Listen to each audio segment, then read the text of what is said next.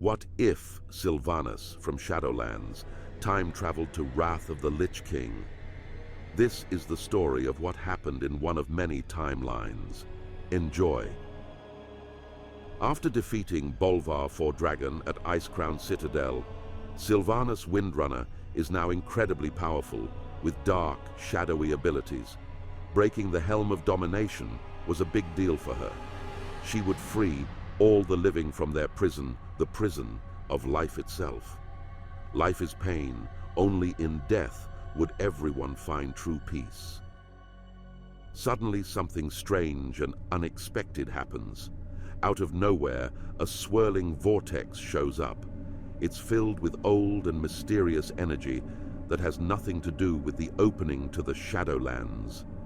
This vortex is a weird thing in the world of Azeroth, never before seen in this universe. Sylvanas didn't see this coming and feels a strong pull towards the vortex. Even with her new powers, she can't fight it. She gets sucked into this crazy time tunnel and goes on a wild journey, seeing different times and places. It's a confusing and intense trip. When she comes out of the vortex, Sylvanas is in the cold, icy land of Northrend. But this isn't the current-day Northrend she knows. You see, Sylvanas has unwillingly crossed into an alternate timeline that intersects with the main timeline she knows. She is now in a different place, time, and reality. Sylvanas quickly figures out she's in a world that's the same as one she once remembered from her past. This is the war of the Lich King, and it's only just begun. She knows that being here could change things, but somehow in a way she can't explain. She knows this to be an alternate timeline, so she knows she can't create a paradox. Still, with her knowledge of future events, and given that she's juiced up on death magic, she could have a big impact. Sylvanas gets her strength back quickly in this timeline. It appears she still retains her connection to the Shadowlands, and it has made her many times stronger than she remembers being during this time period. She wonders if her younger, alternate self is out there somewhere, likely in the Undercity, far from Northrend. Soon, some Alliance soldiers find her. They know she's Sylvanas, the Banshee Queen, but they're shocked by how she looks now and the dark magic surrounding her. They're not ready for her new powers, and Sylvanas easily cuts them down with a strong blast of her shadow magic. Following the encounter, Sylvanas continues along the beach and strides into Vengeance Landing. The High Executor Anselm is surprised to see her, and even more so by her new look and power. Sylvanas tricks him, pretending to be the Sylvanas he knows, saying she's there to help win the battle in Howling Fjord. He believes her because of her strong presence and his respect for her authority, so she easily places herself at the top of the Forsaken Command. Sylvanas finds Vorel, one of her trusted Dark Rangers. Vorel doesn't know Sylvanas is from another timeline and is a bit confused by her new look and way of acting, but stays loyal. Sylvanas cleverly wins over Vorel, keeping the truth behind her identity a secret. With Vorel's help, Sylvanas attacks a nearby human Alliance camp. She uses her amazing Shadowlands powers to quickly destroy the camp, leaving no one alive. Vorel is shocked by Sylvanas' incredible power, realizing this Sylvanas is much more dangerous and unpredictable than the one she knew, wondering what could have changed her so recently. After the attack, Sylvanas tells Vorel to bring all the Dark Rangers together. She shares a plan to wipe out the Alliance in Howling Fjord and take the area for the Horde. Vorel, still unaware of who this Sylvanas really is and impressed by her power, agrees to follow her commands. Sylvanas uses her knowledge from the future to lead her Forsaken troops to strategic locations, such as against Valgard, an important Alliance base in Northrend. She knows it's a key spot for Alliance forces and sets up a strong defense around the gorge, overlooking it with plague wagons. She's not just after the strategic value, but also has a bigger secret plan. Sylvanas transforms into her spooky shadow ghost form and flies through the skies alone to Scorn, a Vrykul stronghold to the north under Scourge control. Thinking back to her own timeline during the events of the Cataclysm, Sylvanas remembers using Valkyr to turn humans into Forsaken soldiers during her time in Silverpine Forest.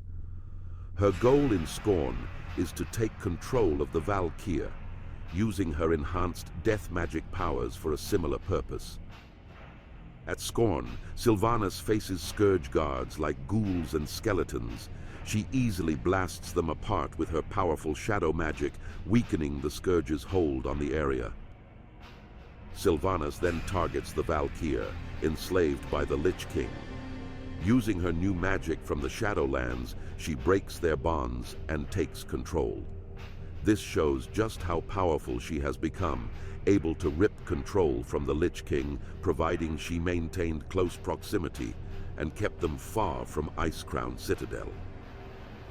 After gaining control of the Valkyr, Sylvanas goes back to her Forsaken troops stationed near Valgard. Her soldiers and Dark Rangers are shocked to see her leading these powerful creatures, once controlled by their worst enemy. This display of power makes her even more respected as a leader. Sylvanas, now leading the Valkyr and showing off her power, tells Apothecary Lysander to attack Valgard with the Forsaken's deadly plague. Her leaders, like the High Executor and the Apothecary, are worried about this harsh attack and what the Alliance might do in retaliation. But Sylvanas, confident in her plans and abilities, convinces them her plan will work. She reminds them of the amazing things she's done, like controlling the Valkyr. Her leaders, acknowledging her power, decide to trust her for now. Apothecary Lysander follows her orders and hits Valgard with the plague barrels. The effect is terrible and fast. Humans and dwarfs get very sick and die. The attacking Vrykul, scared of the deadly plague mist, run away.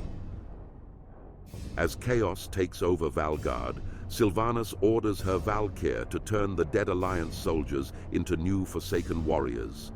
Her soldiers and Dark Rangers are amazed and a bit scared to see the dead rise, a method they thought only their great enemy, the Lich King, could use. Some of Sylvanas's troops are uneasy about using these tactics. To ease their minds, she tells the Apothecary to change the plague so it won't hurt the undead, only the living. Apothecary Lysander is confused because the plague was made to fight the Scourge, but he trusts Sylvanas's bigger plan and does what she tells him. Sylvanas targets Westguard Keep, an important Alliance base. Knowing a direct attack like before won't work because of its strategic location, she comes up with a smart aerial plan. She sends her Forsaken Bat Riders to surprise attack from the south with plague barrels, carpet bombing the keep and forcing the Alliance soldiers out right into her growing army of Forsaken.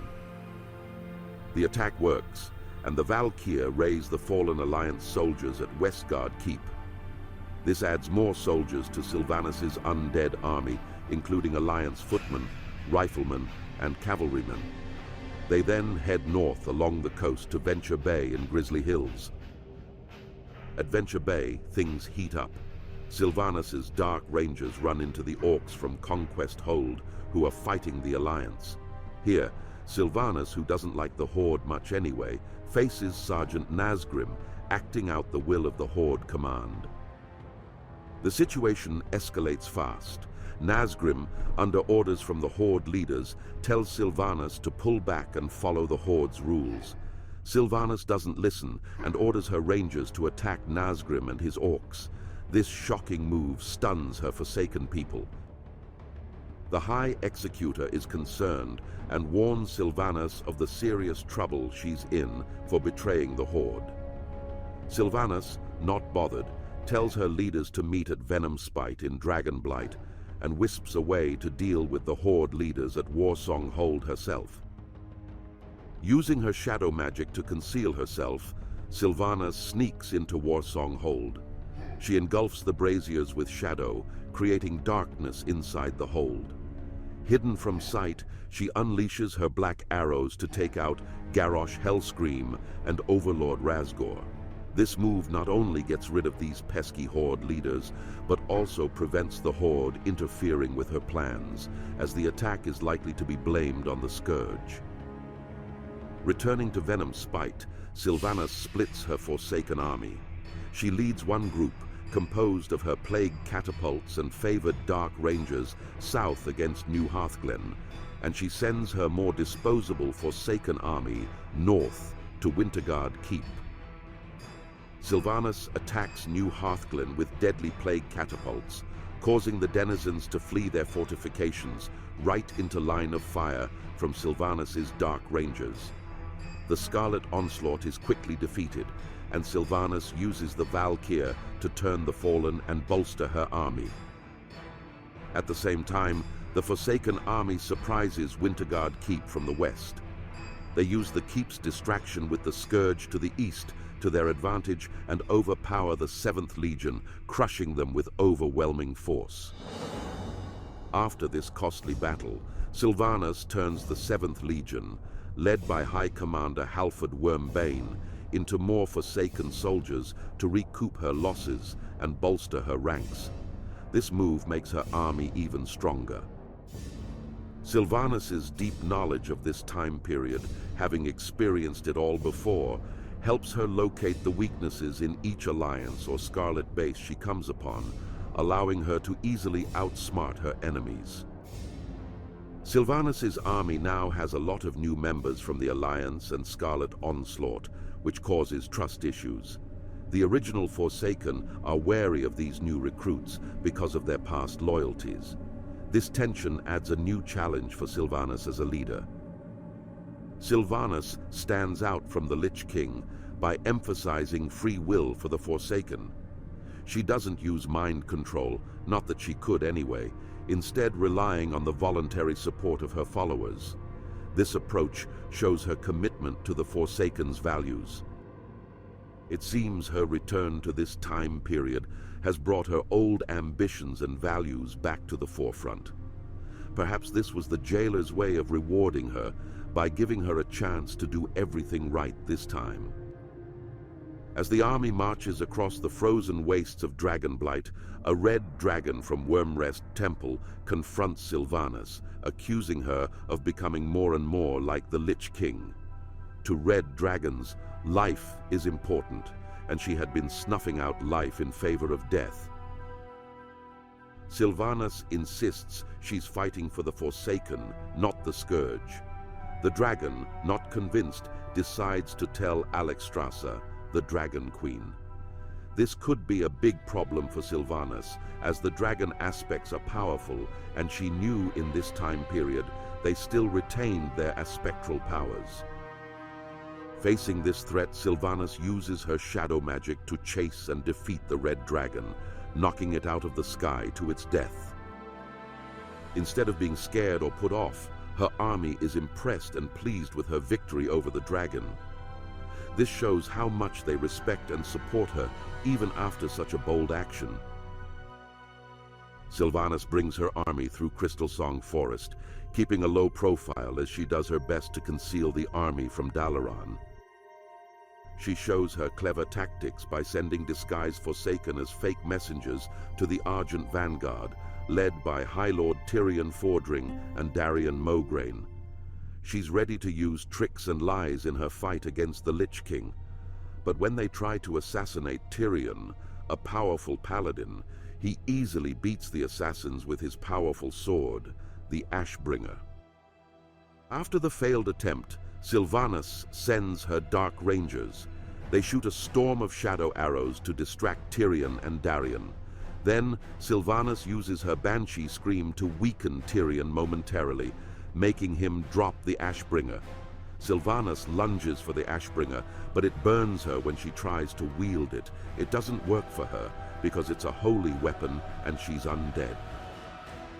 This angers her, but even though she can't use the Ashbringer, Sylvanas beats Tyrion with her deadly shadow blasts. Without the Ashbringer in hand to protect him from this, Tyrion is caught slipping and dies immediately. When she turns to Darion, surprisingly, he surrenders and offers to willingly serve Sylvanas until the Lich King is defeated. He tells her that despite the action she was taking, Darion, as a Death Knight, understood that the Lich King is the true enemy, and desperate times call for desperate measures. Sylvanas plans to gather her army at a snowy plateau to the north that would someday become the Argent Tournament grounds. She knows from the future that it's a great strategic location so long as they don't build any fortifications here. By now, the Lich King has discovered the Forsaken army. Atop the Shadow Vault, the Eye of the Oculus has seen the army approaching through Scourgeholm. It witnessed a powerful user of death magic slaying the Scourge forces at Scourgeholm. Whatever the Oculus sees, the Lich King sees. Whoever this upstart was, the Lich King was having none of it. His army was vast, it dwarfed the approaching army 5-1, and it would never tire or age. It could wait for decades in the biting cold of the ice-crowned glacier. This ground army wouldn't stand a chance, so he sends his Frostbrood dragons. They will decimate this army from above and put an end to this uprising. Sylvanas is aware of the Titan facility of Ulduar. She plans to secretly use the storm-forged, powerful constructs influenced by Yogg-Saron to fight the Lich King's scourge. Sylvanas is aware of dissidents in her ranks. It's not surprising. She'd instructed her most loyal Forsaken and Dark Rangers to spy on the rest of her army, especially those individuals who may hold more of an allegiance to the Horde, or the fresh recruits she'd raised from the various settlements and fortresses along her path. She summoned forth a third of her army, made up of all her most disloyal followers. Then she commanded Darion Mograine to lead them into the Storm Peaks, promising they would find fortifications and temples made from iron and steel. She told them it was vital they secure a powerful artifact to help destroy the Scourge. Sylvanas sends Darion and these troops to the Storm Peaks near Ulduar, making her Forsaken look like they're part of the Scourge by having them hold banners representing the Lich King. The defenders of Ulduar slaughter the entire battalion, including Darion, leaving no survivors. It had all been a trick, but they had served their purpose. The Frostbrood dragons are spotted in the distance, but this was just as Sylvanas had planned.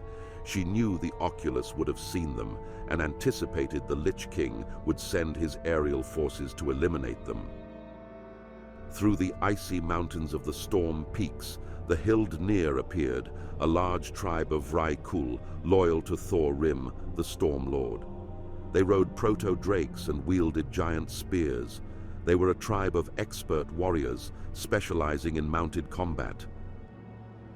The Titan Keeper, Thorim, had been angered by what he assumed was the Lich King sending the Scourge to attack Ulduar. From the Temple of Storms, he had seen the Frostbrood dragons approaching, and now assumed this was the Lich King sending a second wave of aerial attackers to assault Ulduar. This trick by Sylvanas had fooled Thorim into sending forth his loyal Hildnir to do battle against the Frostbrood dragons, and Sylvanas and her army watched from hiding as Hildnir and the Frostbrood annihilated each other in the skies above. Thorim, having witnessed his prized warrior women fall in battle, becomes stricken with grief and rage and leads an all-out attack on Ice-Crowned Glacier. Yogg-Saron, the old god within Ulduar, allows this chaos to unfold, seeing it as a good opportunity to weaken the Lich King. Thorim's storm-forged army, constructs of iron and steel, are highly resilient against the undead they face, and they fight hard against the Lich King's forces. Sylvanas watches from a distance, keeping her loyal troops safely out of the battle. As the Stormforged start winning the battle, the Lich King sends stronger units, including huge flesh giants and bone sentinels which were guarding the Wrath Gates. These scourge monstrosities crush the Stormforged underfoot.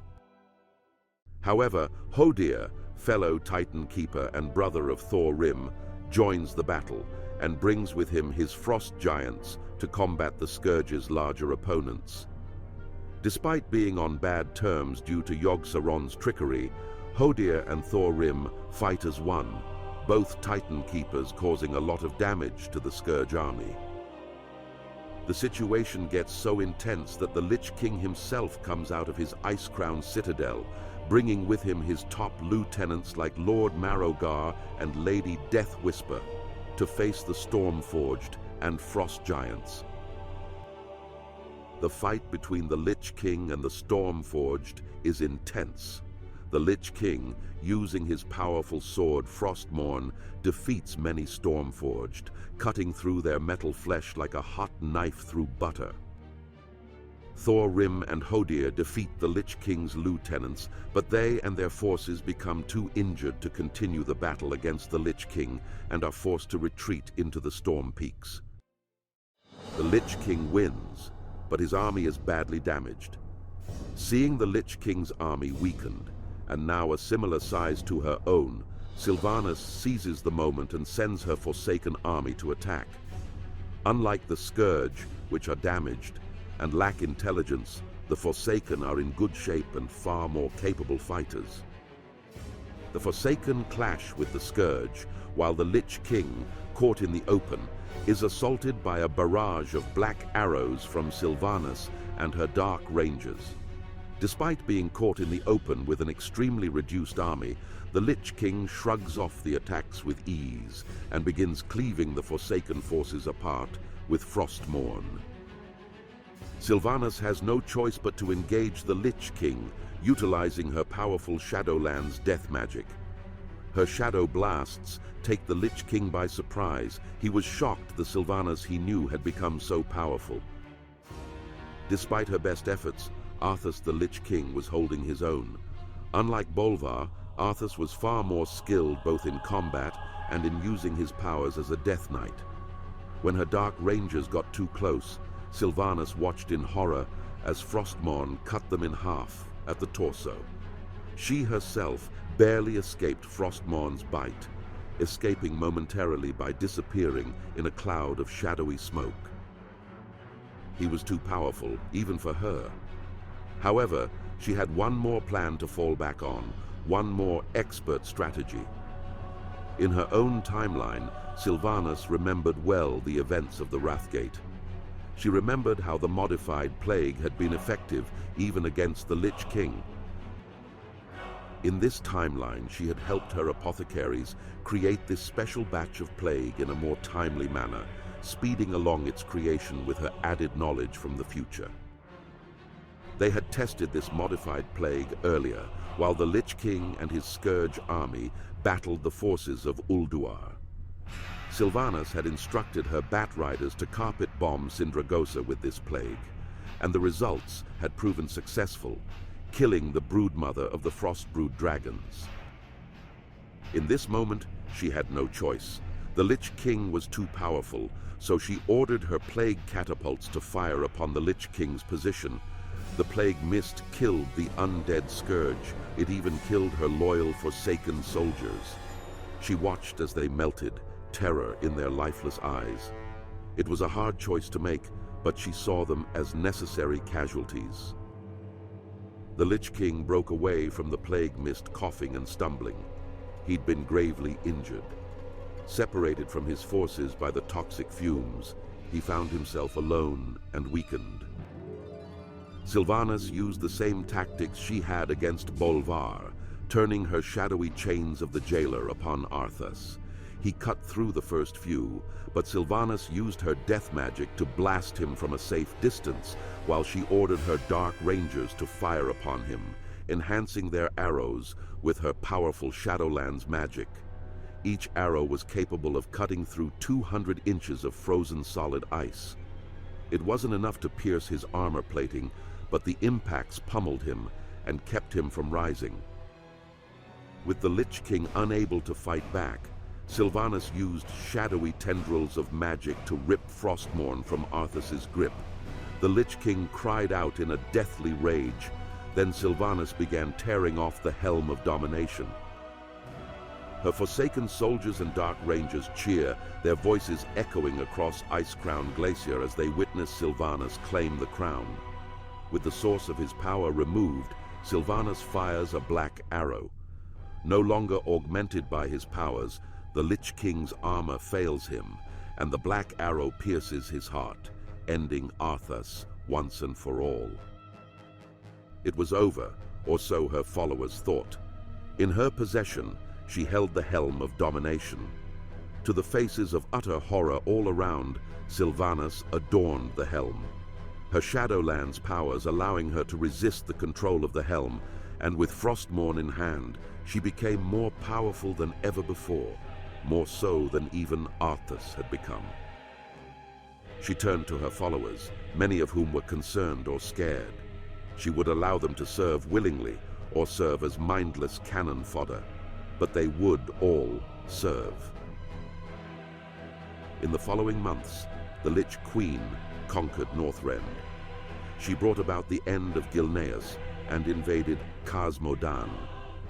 Her younger variant from this timeline was hesitant at first, but Sylvanas agreed to serve willingly as the Ranger General of the Lich Queen's Dark Rangers.